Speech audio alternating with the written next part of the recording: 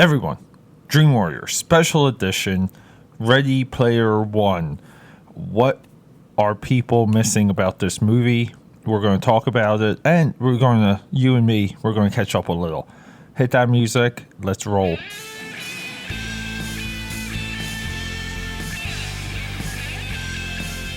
Oh my god, this is weird. This is so weird.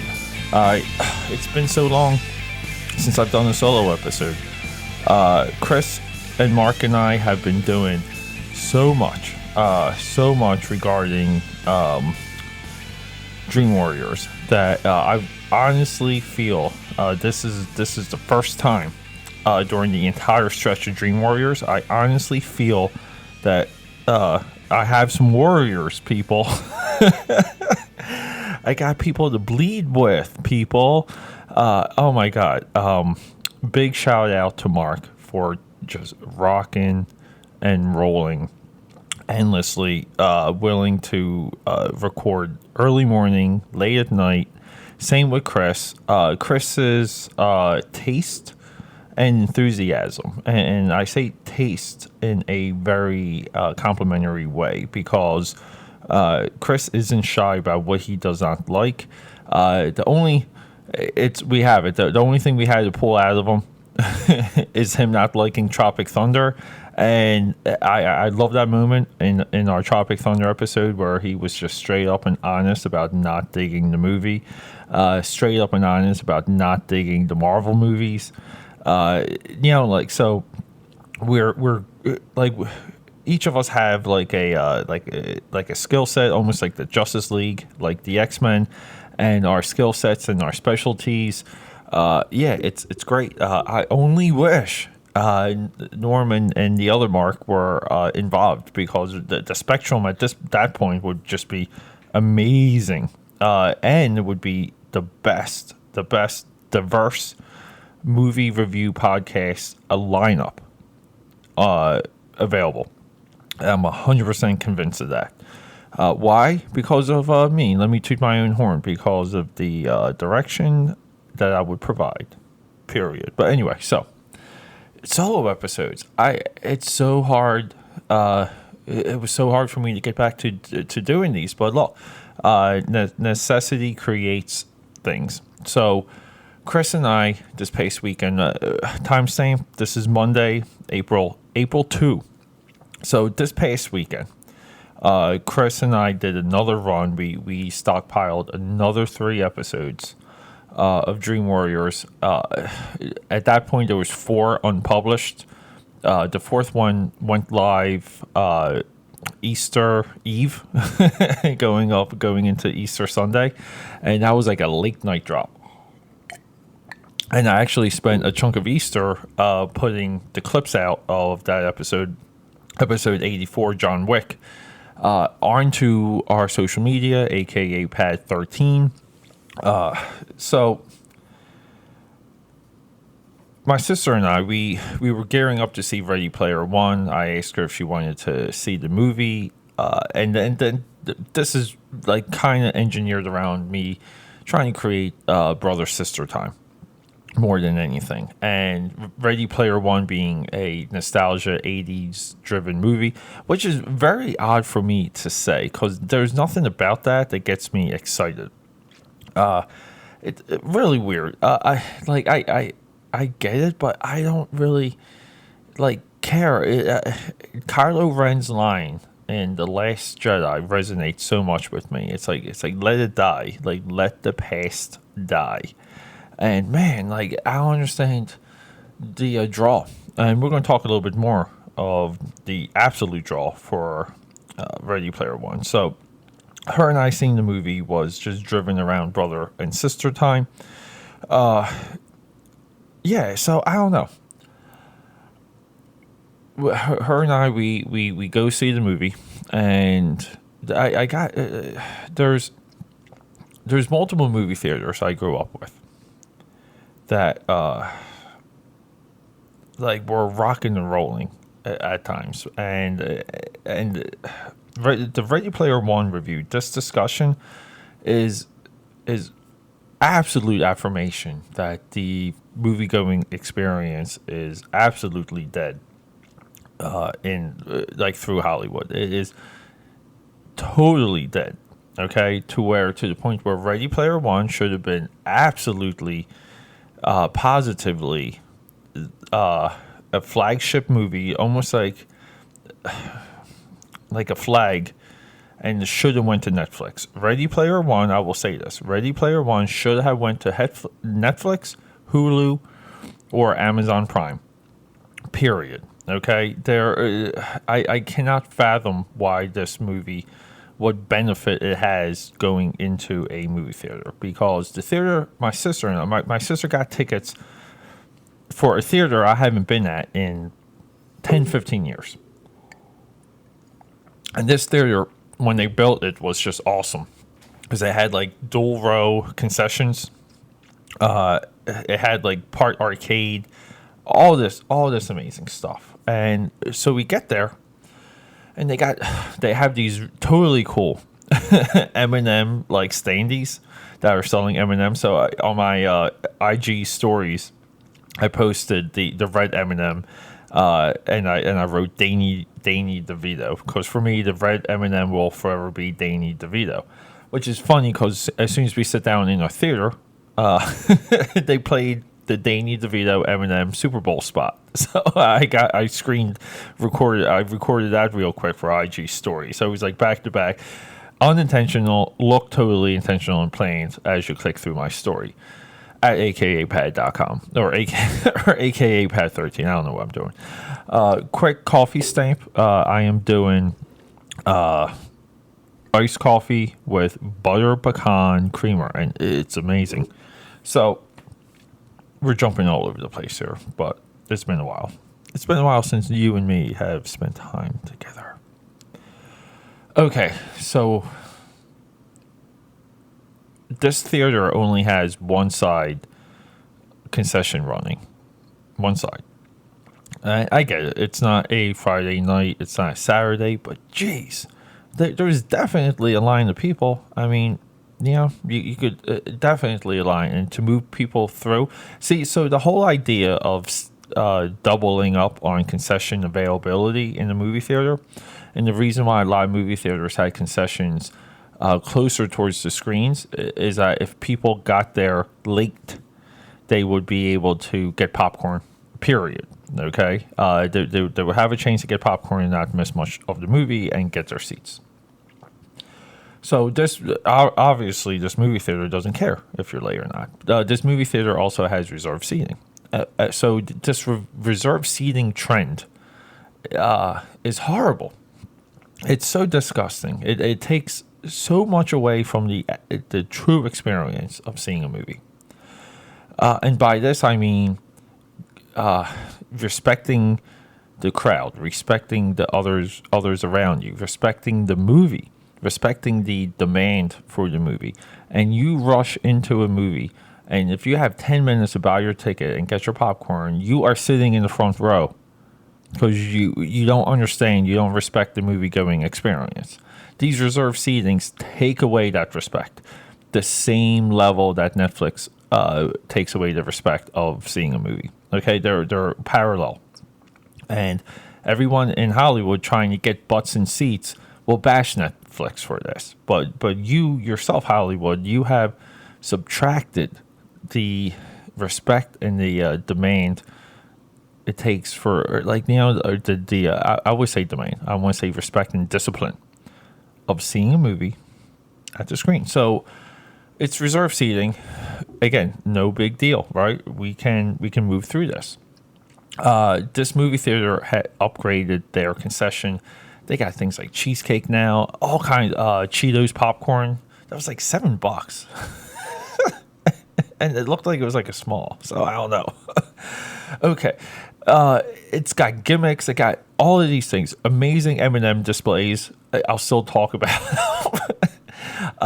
Raspberry chocolate M&Ms. I nearly bought those. So it's, hey, Dallas is here. Dallas is having such a trouble eating food. I can't figure it out. What's up, buddy? You're gonna have to eat your food. He's back and forth with what he's eating, and sometimes it looks like he's not even eating at all, but he is. It's a war. I think he's just messing with me. So, we move through the concession. We get our seats. My sister and I have the same, because we grow up together, same taste in where to sit, like as close to center as possible. Center perpendicular and center, okay, whatever. So, we we sit down and like everything's perfect. Amazingly comfortable seats, the recliner seats, and something occurred to me. So the cost of the tickets is pretty much has doubled in my time. So, and we're at that threshold. Like $21 a ticket is kind of it. Like that is right. That's exactly the mark. Okay, 21, 22. I don't believe the market can bear much more than that. And we go to the screen. Now, keep in mind that this movie theater didn't get a major reconstruction. Like like I doubt that it's shut down or whatever. They probably upgraded the screens one by one when they went from regular seating to this super advanced recliner reserve seating. And this blaring point just kind of like came out to me, and you're maybe sacrificing 6 seats per one. You're sacrificing 6 movie theater seats per one seat, and your ticket pricing is only going up double. Okay, so now we're talking. Arithmetic. I don't want to say mathematically because it's arithmetic. Arithmetically, if we're just making up words here, everyone. Arithmetically, we are losing. We're losing money.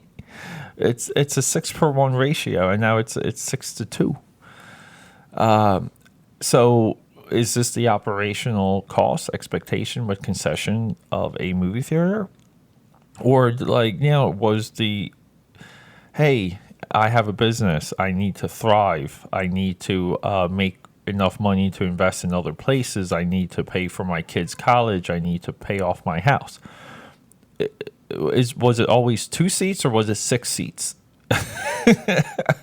Because you got show movies, and it costs money to get these movies up on the screen. So the whole economic system seems chaotic right now. It does not make any sense. So, and it was kind of ironic that I got this revelation of what's happening here during my time waiting to watch a Steven Spielberg movie, and I don't know. It's very, very depressing, super depressing.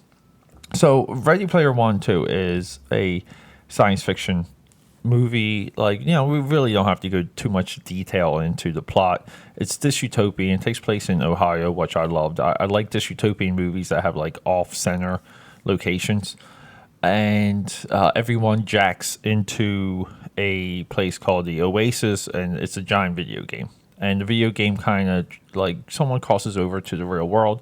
Now, I thought all of those elements completely should have been better. I watching this movie made me crave watching Blade Runner 2049, and we're somewhat in a science fiction push. I want to say another renaissance for science fiction movies, but there's a lot of decent science fiction movies rolling through. Okay, even Mute from Netflix and the Cloverfield Paradox also on Netflix. We're seeing a lot of swinging for the fences type of science fiction, and that's really what science fiction should be. I think this run of science fiction that we're getting, I don't know, if you consider some of the Marvel movies as science fiction, which I do, it's it's just middle of the ground. I know earlier with the run of similar episodes, I think last summer I may have said that we were in a science fiction golden age or renaissance. I have to go back and maybe clarify that, but no. So I would say very super recently, science fiction films have been so-so, and that's really my feelings towards Ready Player One. It is definitely a so-so experience. If you all know the references, these things in the movie, it definitely it confuses and takes away what you're watching. You don't know what you're seeing. Okay, hey Dal, 100%. And let me Oh just my God! Sorry pause about it there. that. Not really. I'm not sorry. Dallas has been so weird when it comes to the food he's eating. Shout out to Dallas though, at Diamond Dallas Cat on Instagram. For now on, anyone listening, any fellow Dream Warrior listening, new objective: we are doing shout outs to Dallas first when we do our plugs. But no, yeah, and he's so weird with his eating because I really can't figure out for him to eat something in a stretch. And I usually know he's like happy when he eats, or he's like complacent when he like almost like eats his entire cane of food in one shot. He like inhales it, and then he kind of goes to lie down, and that's like the pattern he's been on for years now. And I can't get him back on that pattern, so I don't know what's happening with him. And I had to check on him, like kind of just make sure he was okay, as much as I could see, which wasn't much. But okay, so Ready Player One, Revelation. We are at a absolute point, dead, like Armageddon, Dottie hitting the earth level of box office now. And so one of the sites I go to, I reference that I love, is boxofficemojo.com. Amazing Twitter account. Look them up, follow. They do this thing, movie showdowns. So, for example, they have like Angelina Jolie's Tomb Raider 17-day total versus the new Tomb Raider 17-day total, and it's 101 million versus 50 million. Yikes! So, Ready Player One is through the press, through everything, is already being touted as a amazing. It's a triumph. It's a success. It's a masterpiece by Steven Spielberg, and the box office has proven this. Okay, headlines, clickbait. What can we see through it? Can we see through what's happening? And to pinpoint it, no, this movie is not a masterpiece. Not even close. It's too reliant on the Oasis part, which is the best part. And what's happening inside the Oasis is far more interesting than what's happening outside the Oasis. And this is a tragedy because the entire movie cannot exist inside the Oasis. Otherwise, it would just be a computer-generated movie. Like it's weird. And, there's enough CG in this movie. It could be nominated for Best Animated Picture. Okay. The human part you would feel like, Spielberg would have a complete grip over. And he does not. Okay. There is nothing about the human elements in this movie do you remotely feel for. The best part of this movie, human-wise, is the villain, Krennic, from the guy that played Krennic from Rogue One. He's awesome. Amazing villain. Him and Chris Christopherson, or Crystal, whatever, the guy that was Inspector, or the dude from Inglorious Bastards. Like the two of them, whoever their names are, they need to make a movie together. They need to be in like a villain movie. Okay, but getting to the box office, 4-day total for Ready Player One, 53 million. Okay, so it's a $175 million movie. Overseas, this movie's going to make it back. Okay, 4-day total for G.I. Joe Retaliation, the forgotten sequel to G.I. Joe Rise of Cobra. Okay, this movie starring The Rock and Bruce Willis. And actually, at the time, I one of my few online back and forths I ever got into was making a comment on back when I was like really like on Facebook. Making a comment and posting a trailer for G.I. Joe Retaliation, saying that this is this is going to be a great movie because they're shifting. Based on the trailer, you can see an obvious shift. Some of the best sequels ever make a shift like this, again, like the shift from Alien to Aliens, or like I will even argue the shift from X-Men to X-Men 2. Huge shift. Spider-Man 2, Captain America, Winter Soldier, huge shift. Okay. And some of the other shifts might be a little bit more subtle, but for the case of X-Men and Spider-Man 2, our starting points are so much further ahead of where the last movie ended. Okay, so and I just made a comment that G.I. Joe Retaliation, G.I. Joe 2, it just seemed to be more of a sequel than Dark Knight Rises. And I just remember being attacked by this one guy about that. And I'm like, Dark Knight Rises uses 90s characters. Up until the Deadpool movie, anything 90s used in movies was a failure. Like, exponentially a failure, like Spider-Man 3. It goes on and on. This was like another attempt at Bane. Again, the second attempt at Bane. The other attempt was Batman and Robin. Like, it was some of this 90s correlation and sequel and franchise fatigue. And these factors, the idea of franchise fatigue kind of eroded now. Like, that's a concept that does not exist. I believe it did exist at one point.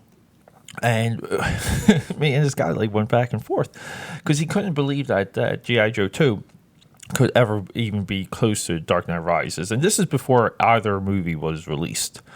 And I kind of hate to say, because you hate being wrong sometimes, but I think I won that prediction was true. G.I. Joe 2 Retaliation is 100% a better movie than Dark Knight Rises. Okay, but moving on. So this is what they're comparing the movies to on Box Office Mojo. 4-day total. Ready Player One. I'll say it again. 53 million. 4-day total. G.I. Joe 2 Retaliation, the forgotten sequel to G.I. Joe Rise of Cobra. 51 million. 53 million versus 51 million. This is where we are. As Steven Spielberg, tentpole feature, okay, $175 million movie, promoted everywhere, based on a book that a lot of people know, okay? Yeah, so this is where we are. Ready Player One is making the box office of G.I. Joe 2 Retaliation. Now, if American consumerism can't drive American box office, we're in trouble. Okay, because eventually, like Hollywood's going to lose that bet. Okay, Hollywood is going to lose the bet of banking on foreign dollars. Why? Okay, because foreign economies are shifty. They're command control economies. They're not free market economies. When you have command control economies versus free market economies, you have booms, but then the booms completely decimate everything, and it goes away as quickly as it came up. Okay, and we have the things like the Shanghai element. So many more people are in Shanghai versus New York, but these movies can be shut down at any time. At any time, like they don't have to allow the movie into their country. And what you'll have is you'll have these movies flourishing through the black market, which they do anyway. But for now, it sustains Hollywood. Okay, this is a losing bet. It's a losing bet, huge. Okay, Ready Player One needs to be $100 million movie out of the gate by the time it hits Sunday. Not 53 million when it hits Monday. Okay, this is a part of the fall of Hollywood. No one is going to the movies. You're having movie theaters sacrificing seats versus comfort. Okay, no one. It's a 2-hour experience. How comfortable can you be? Why do I need a recliner to see a movie? These thoughts escape the hell out of me. Escape me AF. So my sister loved the movie.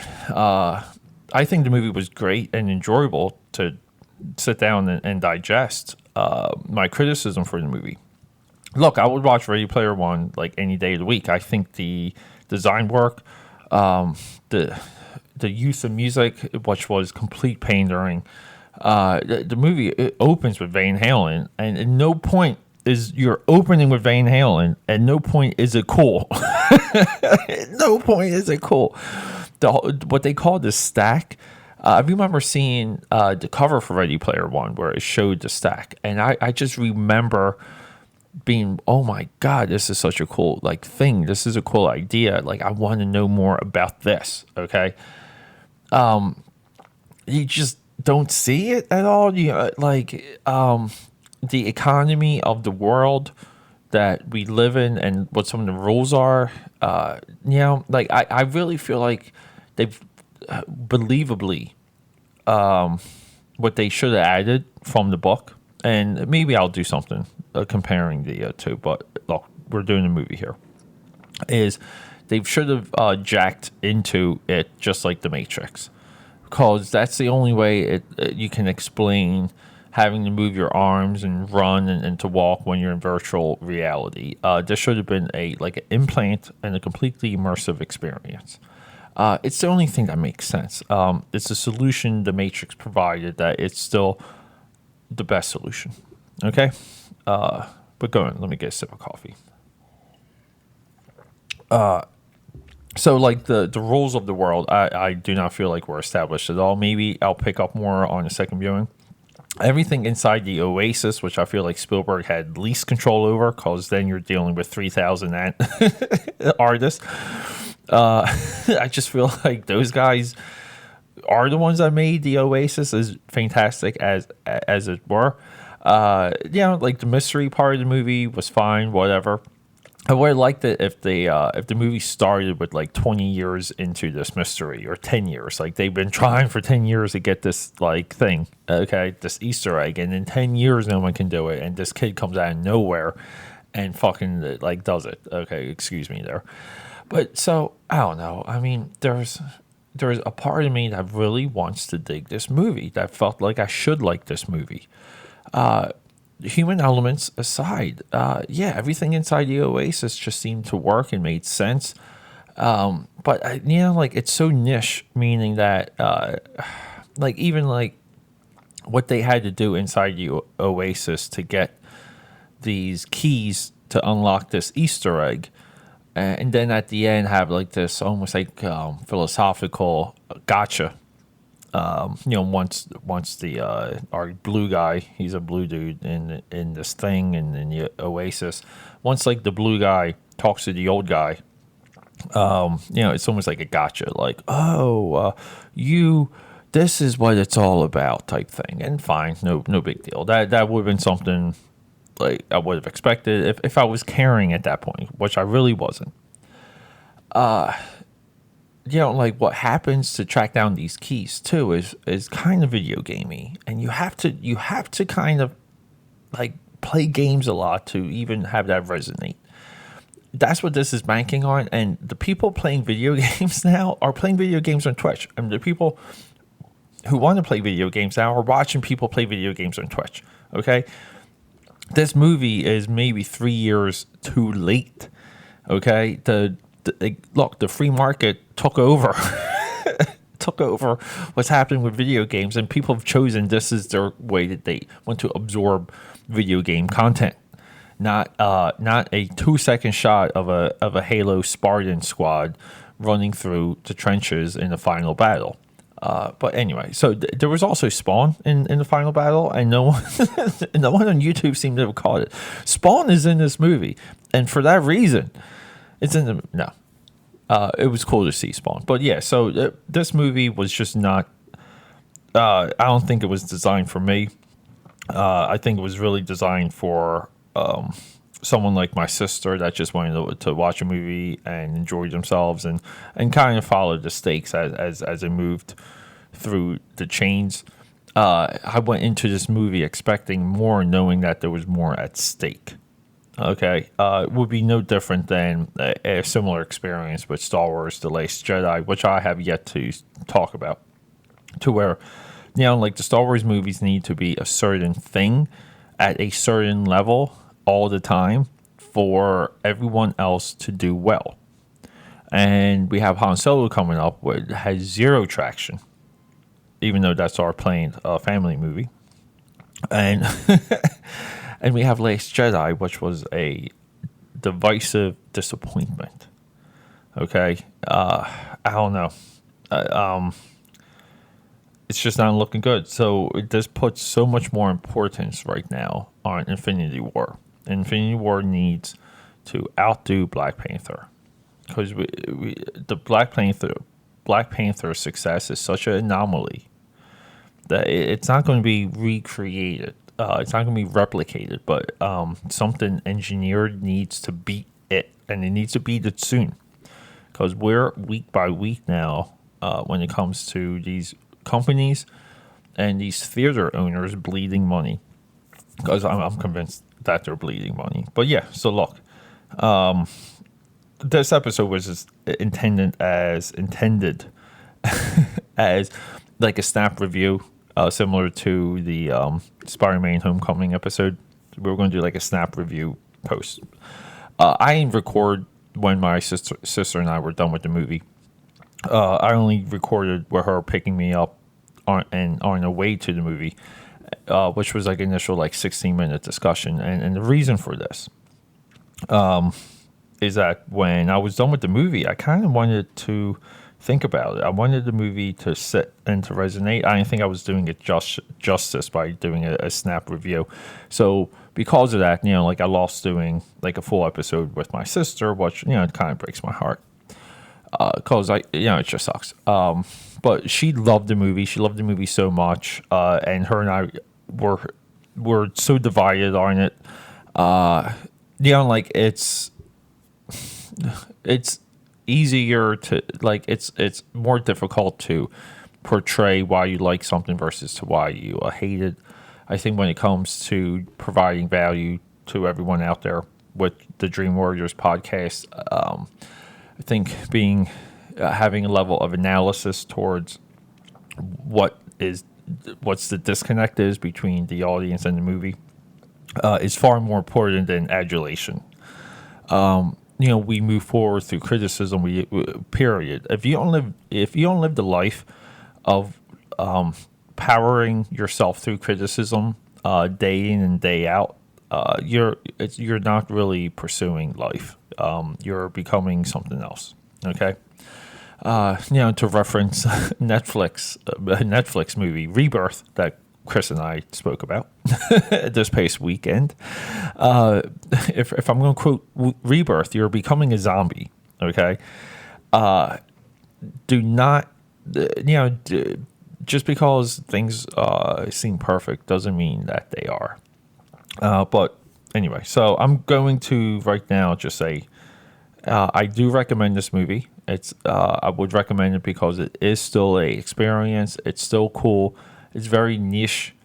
There's cool things that, like all the Easter egg stuff still works as engineered to work. But I don't know, when it comes to emotionally connecting to the movie and feeling like you're with the characters, I really wouldn't say it. And I think I'm an outlier for that idea. But I'm going to sign off now. And what we're going to jump into is the audio from the car with my sister and I. Kind of like going through some other things. We talked about war stuff a little bit. So fair warning, but it's mostly about the like her and I kind of seeing a movie together for the first time in a long time. And that's why Ready Player One is special to me, because it is a movie that my sister and I saw together. So I'm going to jump there, and then we're just going to hit the music after that and sign off. So everyone, talk to you later. Have a good day.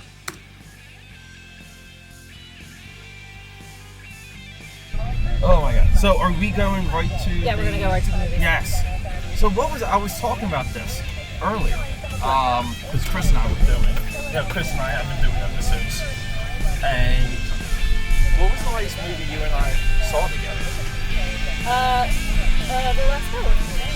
No, I mean where it was just us.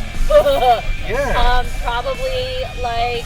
I'm gonna go back to like maybe private parts, or Wow. like that summer where we spent like the whole summer in the movie theater for like Private Ryan and So it was that long Beavis ago, and huh? Butthead. Yeah. Shit. That is surprising. Well, hey, we're breaking the streak. So my friend Lou went to see it last night. He said this is epic for anyone who grew up in the 80s. Yeah, and that's a little bit of what I don't like, because I mean it's good for a segment of people, but like now, like what's like He said kinda 2 like, hours like what's flew the by. story? Like, I don't what's, know. Like what's really like? Oh, I like, know what it is. happening? Okay, so this entrepreneur, this like multimillionaire Right, he guy, creates this thing called the Oasis to find his fortune. Well, he dies. it's like a scavenger hunt. Well, he dies, Right. and then whoever gets the Easter egg Correct. gets the thing. So I guess that's what the video game looks like. Yeah. It's kind of like it looks to me like a video game meets Tron.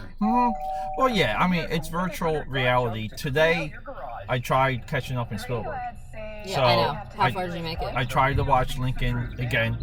Couldn't get through it. Told you. And then I tried to watch BFG. So BFG, I tried to watch Which is twice.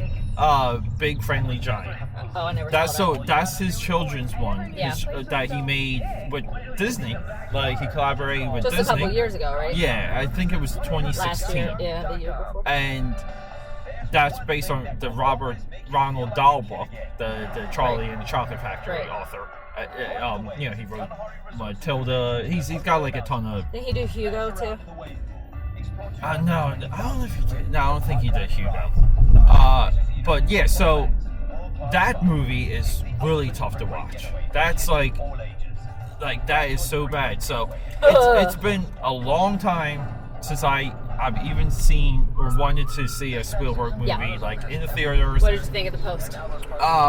The Post I haven't seen yet. Oh, okay. Yeah, it's queued up, so maybe when I'm done this, I'll check out The Post, and then I'll round out my Spielberg like my whole Spielberg journey now, since technically I would be 100% caught up outside like Sugarland Express. I just watched Private Ryan was on last week on a station where with no commercials. It was actually on a cable channel, Yeah. and that I got to watch it all the way through, Saving Private from start Ryan to finish. just gets better and better Every time I watch all it, the time. It just, every time. There's one scene that is just so random and subtle, and it's when he goes looking for Upham. He just needs a translator to get, Oh. and he's just. Tom Hanks is just sitting there, kneeled down, and he's making notes on the map, and he's delivering the dialogue, and he's like, did you go through basic? Yes, sir. Did you pick up a rifle? Then get your gear, private. Like, it's just so subtle. Like, he's in the middle of doing something else, and he's reading off these lines, and it just feels so, like, authentic. That movie's for real. It's one of the best. Easily, could easily be the best war movie ever. I think so. Yeah, so I don't know. I'm excited. I hope. I'm hoping. Did you see Dunkirk? You went with Dad, yeah, right? I saw. Yeah, Tony, myself, I did watch and that. John saw it. Yeah. So yeah, and Dunkirk was fine, but Dunkirk didn't have. I wanted more. It was too It didn't have like moments, and it was hard to understand that the timeline was like staggered and chopped up, and I think the bigger points with that whole event they didn't portray in the movie, which was they were a day away from losing the entire war. The whole war, right? If they weren't evacuated, Which is like, I feel movie theaters should do a double feature of Darkest Hour and Dunkirk to get the context. That would be cool. Yeah. Because Christopher Nolan does things so existentially. Yeah. And really, the feature of the whole film is from Tom Hardy's perspective. Right. Him in that airplane, where he barely says a word. Yeah. But you're seeing it all from his vantage point. Yeah, and that's his, he's obsessed with Tom Hardy's eyes. Because that's what he said about Tom Hardy for and Bane? Yeah, he said he acts with his eyes. It's like, what is that? Like, I don't know. But when you put a mask on him, what else is he supposed to do? Yeah, I don't know. Like, I don't understand. I do not understand the obsession that he has I with found Tom myself Hardy's during eyes. watching that movie, I was on Wikipedia searching the battle Yeah. way too much. Yeah, it's like I'd like to watch the movie and then research but prior to watching Bridge of Spies, I kind of refreshed myself exactly like what happened. Yep. And like the movie nails like I what love happened. how it ended. I did not see it coming. Yeah. That he really was what they said he was all along. Yeah, but the I just didn't think the drama was there. I thought the storytelling was bad. I thought the that's kind of how I feel about the post. Yeah, I just think throughout the years he's gotten a little, I don't want to say preachy, but kind of like it's just his filmmaking's a little bit sloppy and it's not so exact. I just I don't know, but I'm hoping this like right with Spielberg. There's not always like a lot of missing, like you said, missing puzzle pieces, and that's sort of how I felt.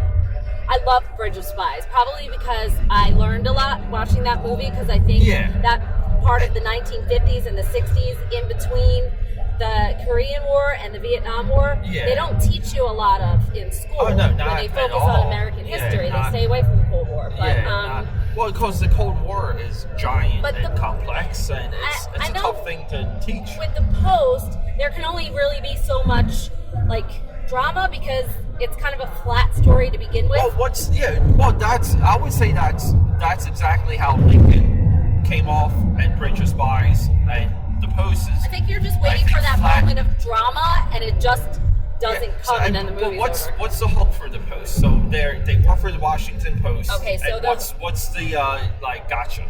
Okay, like, so they have papers. Okay. Regarding the Vietnam War, in which almost like LBJ and Nixon kind of conspire to make this war happen, to take to give Nixon something to back, to give him something to push. It was almost like they knew that they were getting into a war that they couldn't win, and there's all of these emails and exchanges going back and forth between like army generals, and it's almost like the war was almost created. Like, we had no business ever being there, and the government knew it and sent them into it anyway. Yeah. And the Post gets their hands on all of these documents, and they wonder what they should do. Do they publish them? Yeah. Or does the Washington Post, which needs to work with Washington and government officials and not alienate the White House or Congress, what do? Yeah. I think it's very timely, given everything that's going on right now. That's what people say, and I reject it. And I reject the notion that the Vietnam War wasn't created by JFK first. Like, he's the one that got us into that conflict. But at the same time, this will move if you want to get that like, sun out of I'm your face. talking about the complexities of the Cold War. Oh, look, you cute little outfit. That's cute. The complexities of the Cold War is that you had to fight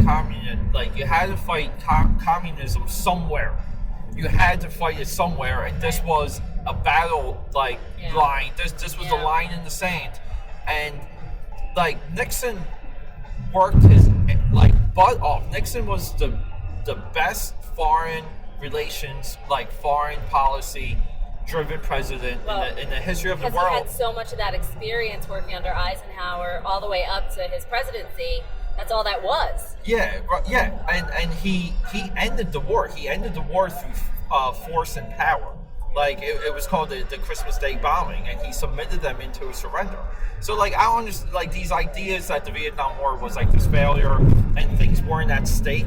I mean, you just have to watch the movie and see. It's I guess older me rejects things off a notion sometimes, and I don't get excited for him because I know there's a spin to it. Same thing with Kong Skull Island.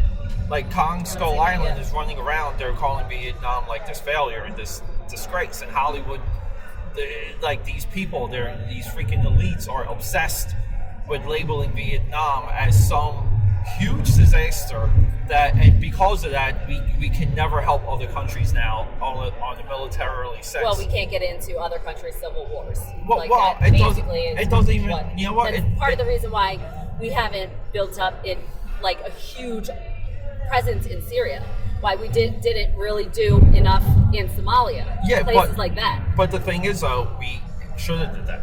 I think it's because of the Vietnam War. No one wants that on their hands again. No Well, president I don't wants know. that on I their mean, hands again. I think there's other things behind Obama not doing that. But at the end of the day, I mean, I don't know. Like, But Clinton was in office during Sudan and Somalia and Rwanda and all that, and never put troops there. He did. Well, they did. Well, they did in epic. Somalia, but- They did epic bombing. So they did definitely military runs and excursions happened because of their foreign policy. Like, lives were lost, definitely. But either way, but that's a little bit of like why I was like, with the post, because they were saying that it was like a timely movie, and it's not even like a big enough thing historically to even connect. But that's just the promotion machine. That's just the movie propaganda machine pushing that out there. And Hollywood's very liberal, you know that. Well, it's so they'll take any chance. Yeah, I just feel like. But if you want to watch a movie just for the sake of marveling again at how great Meryl Streep is, yeah, I think she's okay. Yeah, I'm not really. She's just whatever. I'm like she's a whatever to me. But I like those like procedural unfolding type movies that are like the Falcon and the Snowman, or All the President's Men. Yeah. I like movies that move within like a beat, and there's like Kennedy. Yeah, and there's like this like almost like hyper tension, but everyone's wearing a tie. Yeah. So but I'm excited. I think Ready Player One is the perfect movie for us to even do this because of the 80s references. Mm-hmm. You and I are 80s kids. Also, hashtag 80s kids. BT Dubs, we're not going to Deptford. Oh, where? We're going to Washington Township. Oh, okay. I thought maybe you were going to pick Cinemark. I was going to suggest Cinemark off of Lions Head Plaza. I know. I didn't know. That's fine. Let's just hit. But I already bought the tickets. Well, I wanted you to. But. Well, the problem with I told you that AMC only has 5 showings for the whole day because the movie's so long. So. 2 hours 24 minutes without previews. Really? We're gonna be in the movie theater for a while. Oh my god. So they can't make a 2-hour movie. They have the 3D side and then they have the standard showing side. So the 3D started at 7, but 6:15 was the standard showing, or the next one wouldn't be till 9:30. And I was like, we don't want to be in the movie theater at 1 o'clock in the morning. No. So I was like, forget it. But you can pick assigned seats now at United Artists, so I'm assuming they have better seats now. It's so complicated buying movies. Well, I don't know if they have better seats because we thought this one now that one theater had them and they just had stickers. This one had like a grid that said screen and then handicap and all the seats in between. Okay. Because the way we bought Wonder Woman tickets before.